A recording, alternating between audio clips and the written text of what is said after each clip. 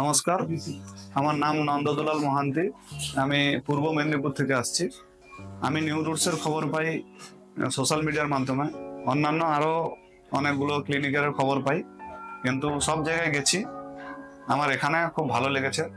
ডাক্তারদের সঙ্গে কথা বলে বা ওনারা যেভাবে বোঝালেন যে তোমার কোনটা করলে সুবিধা হবে, কোনটা করলে সুবিধা হবে না, এসব কিছু পরামর্শ নেওয়ার পরে আমার খুব ভালো লাগে এবং আমি বেশি দেরি না করে